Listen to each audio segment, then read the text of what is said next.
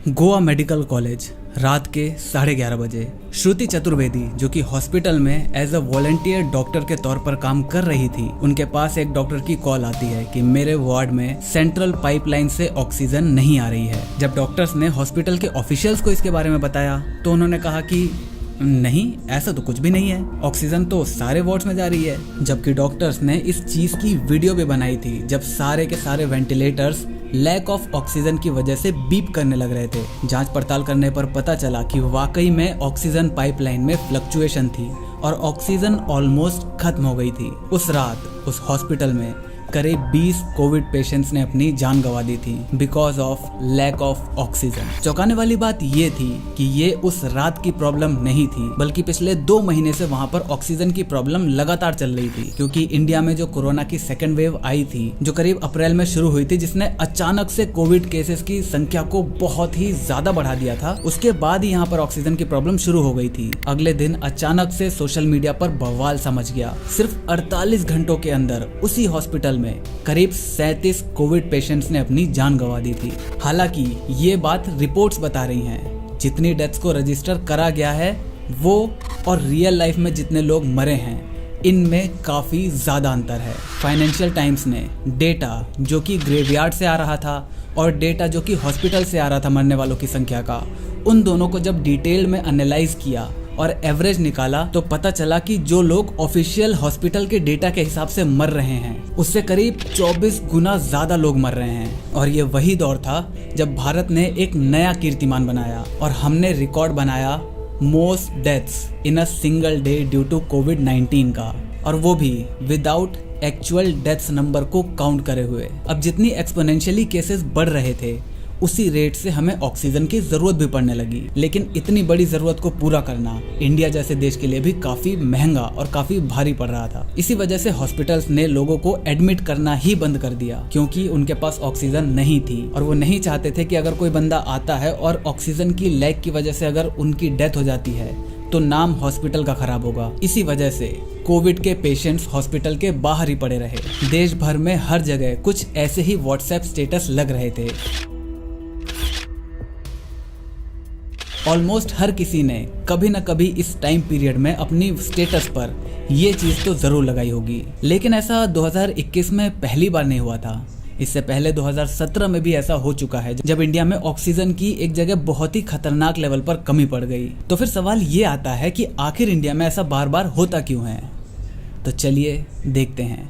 सबसे पहले हम ये देखते हैं कि इंडिया में ऑक्सीजन इंडस्ट्री आखिर काम कैसे करती है। भारत में जितना ऑक्सीजन प्रोड्यूस होता है उसका 85% कमर्शियल पर्पस के लिए यूज होता है, लाइक मेटल इंडस्ट्रीज या फिर फार्मास्यूटिकल्स, और बचा हुआ 15% मेडिकल और हॉस्पिटल पर्पस के लिए इस्तेमाल करा जाता है। ये हैं इंडिया के मेन ऑक्सीजन कंसंट्रेटेड पॉइंट्स जहां पर ऑक्सीजन बनता है और जहां तक ऑक्सीजन की जरूरत पड़ती है, और ये आपस में ऐसे ही कॉम्प्लिकेटेड वेब रूट के थ्रू सर्कुलेट होता रहता है। अगर इसे आसान तरीके से समझाऊं तो इसकी शुरुआत होती है मैन्युफैक्चरिंग प्लांट से, जहां हवा में से ऑक्सीजन निकालकर उसे लिक्विड फॉर्म में ऐसे बड़े बड़े स्टोरेज सिलेंडर्स में भरा जाता है। इसके बाद इसे डिस्ट्रीब्यूटर्स तक ऐसे ट्रकों में लोड करके भेजा जाता है, जहां डिस्ट्रीब्यूटर्स लिक्विड ऑक्सीजन को वापस गैस में कन्वर्ट करके उन्हें ऐसे बड़े बड़े सिलेंडर्स में भर देते हैं और फिर इन्हें हॉस्पिटल्स, लोकल मेडिकल शॉप्स या फिर डायरेक्ट पेशेंट्स को बेच दिया जाता है। यहाँ पर कुछ बड़े हॉस्पिटल्स ऐसे भी हैं जो कि अपनी ऑक्सीजन को डायरेक्ट वेंडर से ही ले लेते हैं, जिससे बीच के छोटे मोटे डिस्ट्रीब्यूटर्स का काम खत्म हो जाता है और सप्लाई चेन थोड़ी सी आसान हो जाती है। अब ये प्रोसेस देखने में शायद आपको बड़ा ही सिंपल लग रहा होगा, लेकिन यहाँ पर सबसे बड़ी प्रॉब्लम है मोबिलिटी की,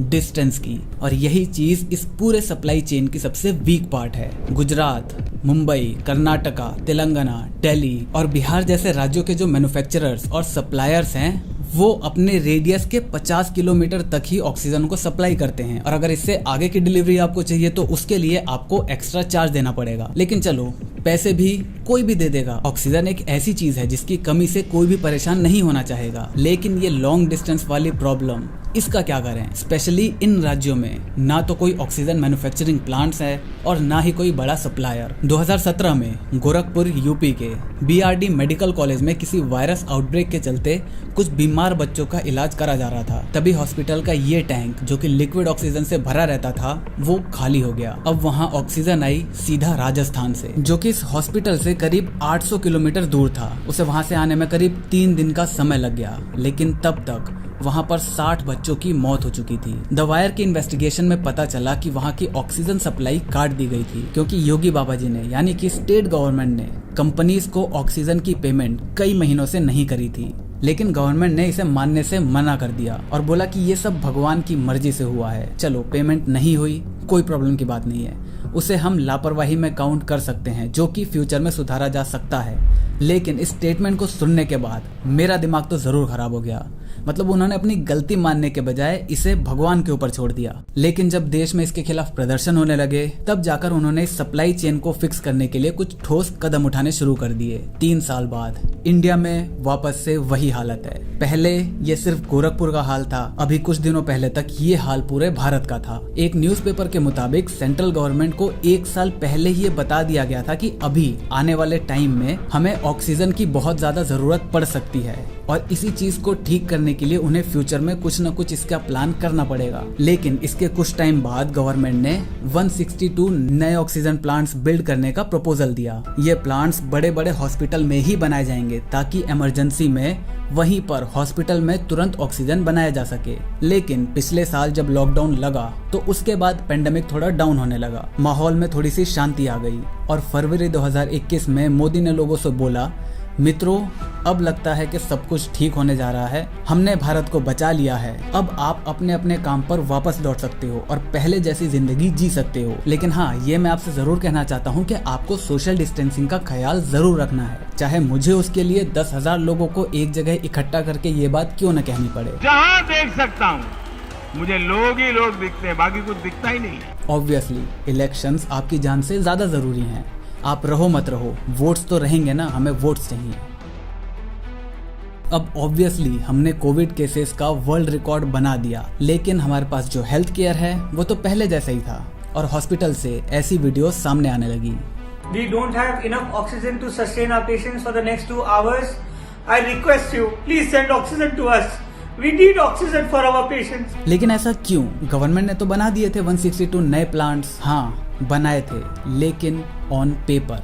अप्रैल 2021 तक रियलिटी में 162 में से केवल 33 प्लांट्स ही फंक्शनल थे। इसके बाद गवर्नमेंट ने बोला कि जितनी भी ऑक्सीजन हमारे देश में प्रोड्यूस हो रही है वो सभी के सभी हॉस्पिटल्स और मेडिकल फील्ड की तरफ सप्लाई कर दी जाएगी। लेकिन फिर भी हमारे देश का हाल क्या था वो आप इन वीडियोस से देख ही सकते हो। अब इन सब के बाद गवर्नमेंट ने करीब 1000 और ऑक्सीजन प्लांट्स बनाने की बात करी है, लेकिन अभी भी पहले के जो सैंक्शन हुए 162 प्लांट्स थे वो ही कंप्लीट नहीं हो पाए हैं। और इसके बाद भी सवाल यही उठेगा कि अब क्यों?